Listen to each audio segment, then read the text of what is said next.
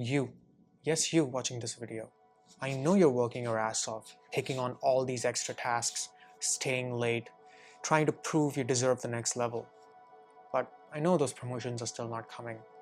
You're still not getting picked for those better projects. You're not seen as that leader or seen as a senior, and you're wondering why. I know it's the right question to ask. And most times than not, it's not your effort actually, it's your identity. Usually, when engineers want to grow or prove themselves, they start chasing promotions, recognition, approval, validation, and all of that. And to do that, what they do is they just take on more work. They say yes to everything, hoping someone will eventually notice. And you know what ends up happening? They burn out.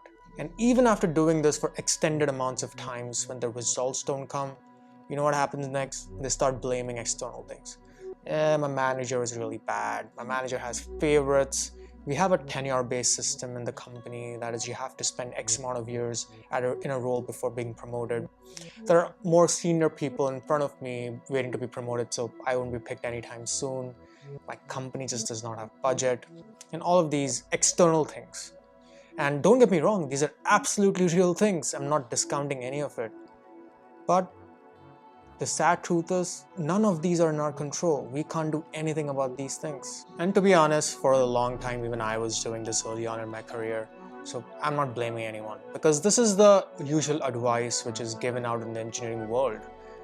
Like, work hard, keep your head down, spend X amounts of year in your role, and the promotion will eventually come.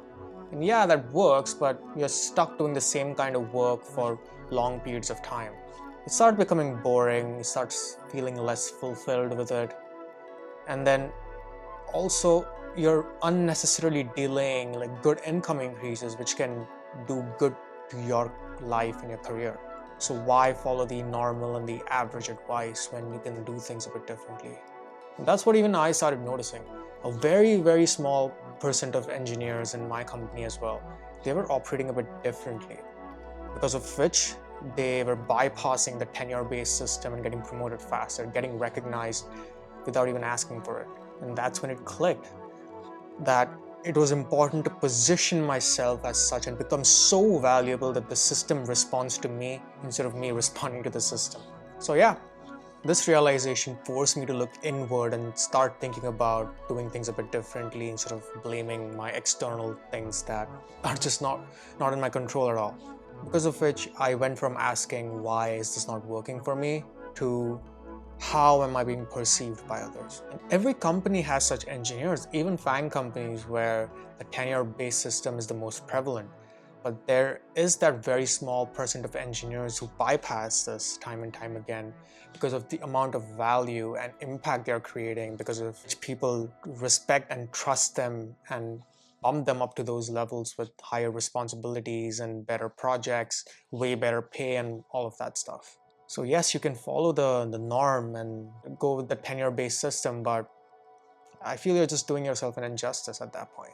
So instead of forcing yourself to adhere to the third-party systems, look inward and see how can you make yourself so valuable that the system now responds to you. So yeah, instead of doubling down on more work, I started thinking about how to become that trusted, respected, and influential engineers that people look at as an authority.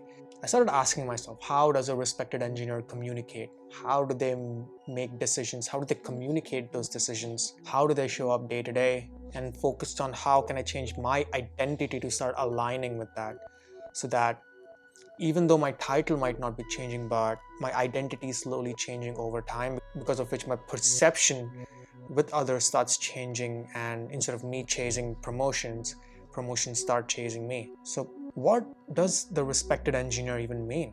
I mean, yes, I talked about the respected engineer a couple of times, and that's what the channel is called as well. But what does it even mean to be a respected engineer? In my opinion, a respected engineer is someone who just does not take on tasks. They take on real ownership. They communicate impact, not some technical jargon. They make decisions, not just give random updates. They ask better questions. They build trust. They build alignment between stakeholders and all of that. So as you can see, it's not just the technical things. A respected engineer might as well be an average technical engineer, but because of all these other things that they do, they are seen as that respected engineer because of the trust that they drive and the alignment they drive and the authority they conduct and the presence that they have. So you might be thinking, why should I even think about being that sort of respected engineer like you're talking about? Well, my friend, if you can be that respected and influential version of yourself, you'll be surprised at how people start perceiving you. Instead of you going to people or you chasing promotions, the other things will start happening because you're seen as someone who drives that impact and becomes so valuable that, yeah, these things just come to you. Anyways, this was just like a one mindset shift which I personally had to make to truly stand out from the average crowd out there. I mean, everyone and their dog focuses on learning new technical things, taking on more work, working on the weekends and whatnot. So what sets someone apart? These kinds of things that we're talking about right now. So if you want to stop blaming these external systems that are not in your control, like your managers, your team, your company and whatnot, take ownership of who you are and what your identity is, and ask yourself, what are you seen as now? And who do you want to be seen as in the future? If you can draft out the path to change that identity alignment, I can pretty much guarantee you all these things that you want, better pay, better projects, promotions and whatnot, they will come to you, my friend. So high time you start thinking about these things and take that next step forward. And if you're truly intentional about becoming that trusted and respected engineers and learning those necessary soft skills to truly set yourself apart from the rest of the crowd, book a call with me using the link in the description. We will draft out that transformation plan to change your identity. Best case, we'll draft out that plan. Worst case, we'll have a lovely conversation. And as always, I'm here to help.